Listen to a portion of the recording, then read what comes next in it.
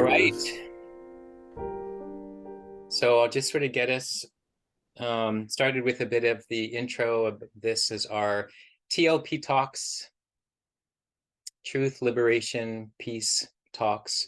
Is it possible to talk about peace if we haven't clearly understood the context of what's going on? Sometimes peace can appear like it's happening, but it's only because certain people are being made to be quiet or just completely taken out of the conversation. There are so many apparent truths to be held at the same time, and how to reconcile those with the different communities of people that I love that are experiencing, their own truths. And, maybe without digging down on I don't know, is it time to dig down on really what's true there? Or is there a different container, a different word? I don't know, but that's where my struggle is right now. It kind of seems like we're talking about the elephant parable, where we're all just looking at one leg, and maybe we're just looking at this, but we're all looking at the same elephant. It seems like that's what you're referencing here. If you can respect and understand that my truth is my truth, allow me to have my own truth, and I can then allow you to have your own truth, then we can see that we're just holding a different elephant's leg. So by allowing each person to have their truth, there's no conflict. Ideally, both people who are allowing each other to have their truth get that they're looking at the same elephant. But even if they're not, even if they don't really get that, but they kind of hope for that, there's no conflict. And then with no conflict, peace is possible. She's on this boat. The boat gets sent back. She's like, you're just rooting for her to survive, get on this boat and get to basically what will be Israel. And then meanwhile, there's a Palestinian girl, and you're following her story of being moved into a camp and everything else. And eventually, and all you want is like the one thing they need to survive. At one point, the Palestinian girl leaves the camp, and she and her partner get a goat. So like you have this one perspective where you're like, finally this thing happened that you're going to survive. And then you turn the page and you see the other side of the story. And it's like as a book, like no stories like being told from that perspective has kind of hit me the same way. In Buddhism, a lot of problems arise when I have to have my truth. But a lot of problems go away when I realize it's just the truth. The truth that we all have. So ego can block truth finding, because ego requires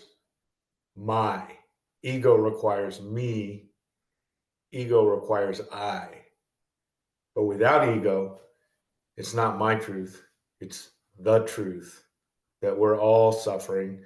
We all have emotions that need to be dealt with. So I do that exercise. I try to do it multiple times a week, multiple times a day. When I go, oh, mine, this is mine, this is mine, this is mine. And I go, this pain is mine. And I'm like, no, it's the pain that we all inevitably experience. Yeah, I think the conversation gets muddled when we're talking about opinions and morals and ethics, when we assign all those things to truth instead of allowing truth to exist in itself. Whenever instead we're saying it has to be defined in this way, it has to be just, it has to be correct.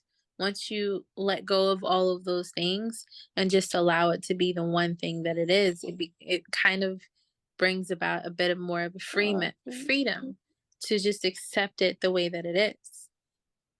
Your kids' hands look like they're your hands.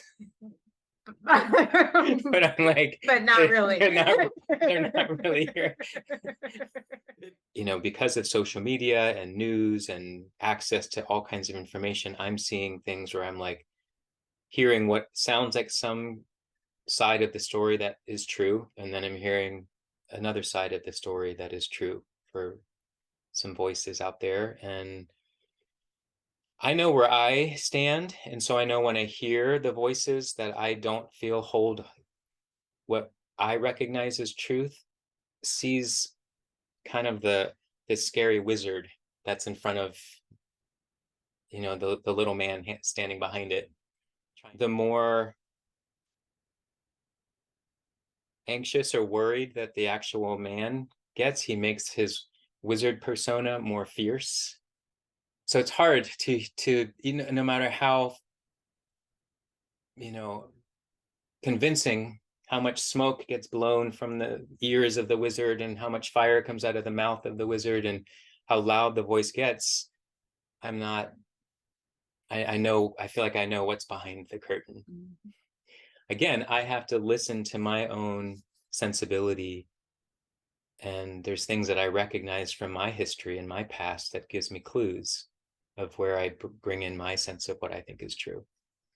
That's a very impactful consideration that as much as the state of things are right now, that's not where you live. That's not where you're from. And at some point you have the audacity to think that, oh, what I can do anything that's impactful to a whole people, a whole country, that in all reality, I can never do anything to change, you know? So I think the best we can always do is try to learn more of their history. And if any way that their history becomes your history, then it's almost like you chase after it harder to like seek a level of understanding. So I've noticed that I go way more in depth when it relates to me. And I kind of, it's just the curiosity of it sometimes. It's like, how can you rewrite a whole history that exists like it never happened at all? Like, it always takes a breath to just come to the realization that sometimes we're just all being manipulated. We're all having like strings pulled left to the right to make us feel and to make us think a certain type of way that's far from the truth of reality. Just having this conversation and our each of your willingnesses to be here and talking about this really challenging, you know, how to find truth, liberation, and peace. You know, it's a really courageous act. So I want to give us each gratitude, props for doing so. This morning there was either an op-ed or a main story on the cover of the Times, and it was by an Israeli activist for peace, and they said that the only thing that people on both sides of the border can agree on is that their neighbors want to kill them. And where I go from that is, you know, the truth of our nervous system is something we generally hold in common. I mean, unless you have some kind of damage. So we all know how it is to feel safe, calm, and connected through singing and touching and being around people you love. And we all know what it is to feel variously terrified or rageful or you know, frozen or fawning, accommodating, or falling apart. And so those things are true. Like, you know, if I knew my neighbors wanted to kill me for sure, I would probably go into one of those reactions, and then my analytical mind can't do a whole lot for me. So I think one of the big pieces in the now is that the internet, our social networks, the algorithms and such, they favor analytical mind, and so we can get into these real spiraling rabbit holes of what's true and what's not true, and at the same time, we all each have a innate, brilliant intuition when we speak and share and learn from the heart. These things heal, and reducing into an other, and insisting on our separateness through words or deeds is a little white lie. Everyone is going to have their own journey on this path, even around truth, liberation, peace, like what it means for each of us. And I think that's the hard thing, is one thing won't work for the next person. So we can't try to say, I know the answer, I've got the one answer, and I'm going to tell everybody, here's the one answer. And meanwhile, that means we don't take into account everybody's story. And at some point that seemed, okay and normal, that we now can recognize is completely inhumane. And we would, most people would now say that never could happen again. But it happened because somebody followed a story, somebody followed somebody else's story that was convincing enough, that became the truth, for that moment. I hate the whole collectively thing though. Once we all decide that we're right and we all decide that we're correct, then there's this weird thing that happens that everything becomes absolute. Like if you were able to, like if you had a project and you were able to record every single person's opinion around the world, it would take a while. Mm-hmm. But then what do they say? They always say never walk around with your cup full of water, right? Always be open, always be able to allow more information in. So if you just walk around with your whole cup full of your absolute truths and you leave nothing available for things that are relative to the situation, then you don't have any more room left to grow. So you will fluctuate because truth is going to fluctuate. But aliens. Is it that time to bring in aliens? Oh, I think so. Thank you, Vatasha. Lars, Vatasha.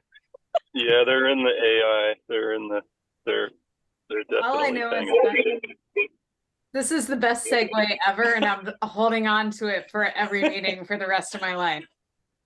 Tasha, I like something you said early on about let me hold my truth, you hold your truth, something to paraphrase you there. But then we started talking about stories, and I was like, if we could just all be, so often when someone's truth is hard for me to take, like I can feel the wall of not wanting to, because I don't respect where their truth is maybe coming from. But if we get past the emotional response of that, if I can have more curiosity onto their story, of how they got to that place, that doesn't mean I have to respect the place they're in, but the story that got them there, without just how to not have that wall as my response is something I would like. So between your comment and the story comment, I was like, oh, okay. I don't need to be right or for things to be true or to think a certain way. I do value trauma-informed approaches, trauma-informed perspectives. And I think with the amount of information we have available now, that would be a potential positive outcome, that there'd be more space to learn from. Well, positive outcome of what? It would be a good thing if we all learn more about what trauma is and how it impacts each of us. Yeah, I think throughout this conversation tonight, I've been like, oh, are we coming from the every person's viewpoint, or are we coming from a yogic viewpoint, or are we coming from a Buddhist viewpoint? So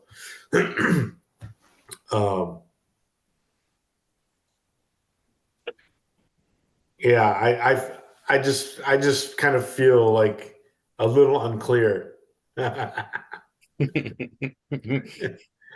About, Maybe that's the yeah, best place to be in these yeah, moments, because then your glass is half empty. yeah. So I think that, to me, that's at the heart of what we were getting at tonight, and recognizing people see things from different viewpoints, but that if we can take a moment to, see what's on the other side, that there's a chance we might have a sort of a level of empathy and compassion that otherwise might not be accessible. So